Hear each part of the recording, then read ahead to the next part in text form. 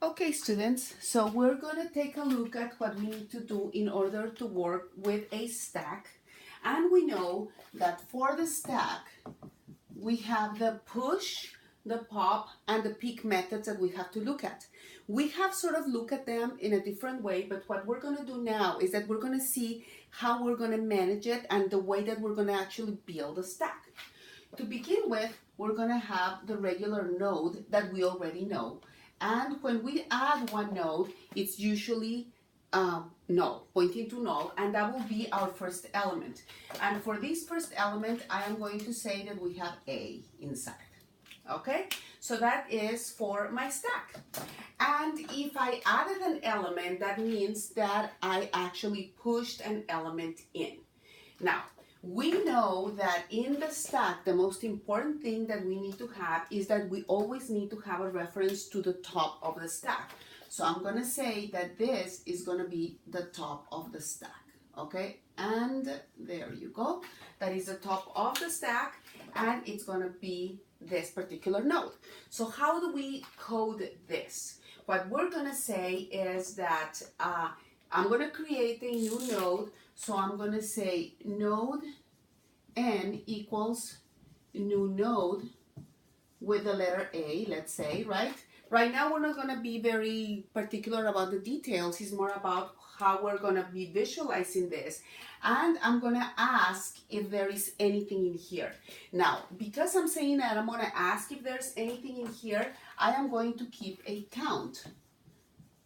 And I'm going to say that count is 0 at the beginning. So I'm going to ask if count equals 0. I'm going to say if count equals 0, then that means that thus far my stack was empty. And then my new node, I'm going to say then that top is going to be equals n to this new node that I created, right? And I am going to increment my count plus plus.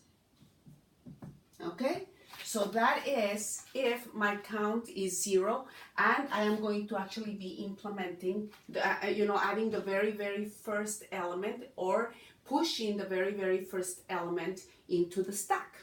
Okay, now if count is not equal 0, let's say that's what we have, right? So let's look at the process, okay? If count is not equal 0, so basically I'm working on the else, then I'm going to create a new node that I am going to call n, right?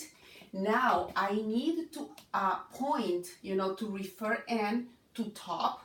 So I'm gonna create a new node, and I'm gonna send n dot next to top. Okay, that is actually going to do this, n dot next to top, boom, boom, right? And now I'm going to move top over here, and I'm going to set then that top equals n, right?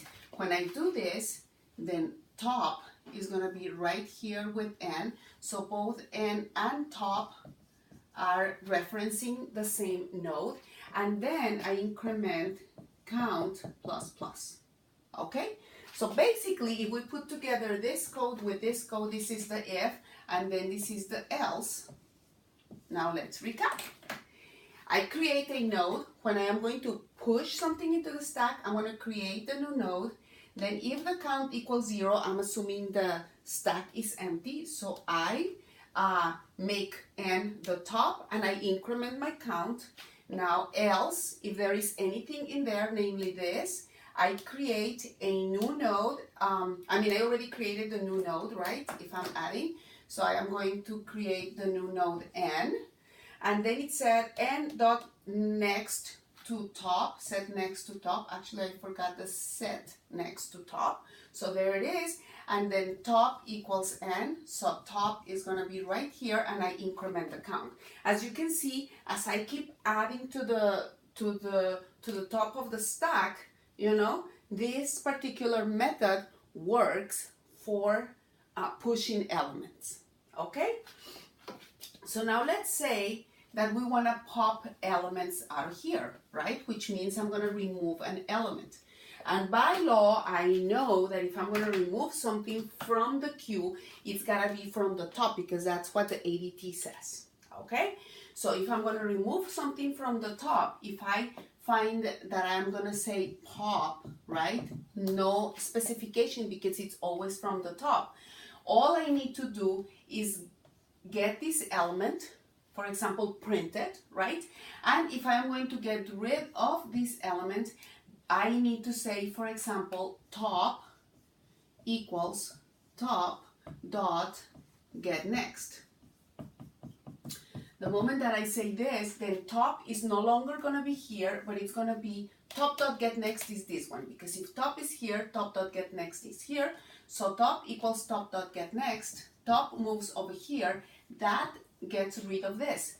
Kind of. Because if I have another reference, namely n, it's going to be hanging in there for a while, right? So otherwise, if I want to make sure, I can just say that n equals null. And when that is null, now n is looking to null, so this one is gone, okay? And as you can see, pop is much easier to do. Now, notice that in order for me to do these things, right, I have been adding elements to this side. If I add them to the opposite side and say that my top is on here and I add and remove from this side, the code gets significantly harder. That's why it's very important that you actually draw what you're doing so you realize, you figure out, is it easier for me to add it to this side or to the other side? That will save you a lot of time though, okay? Now let's take a look at peek, okay? Peek is just looking at the top, and basically all you would do with peek is do something like top dot to string. If you system out print ln top dot to string, that would be your peek. You're just going to look at whatever is on the top. Okay? So that has been the design, the implementation of a stack in a visual way.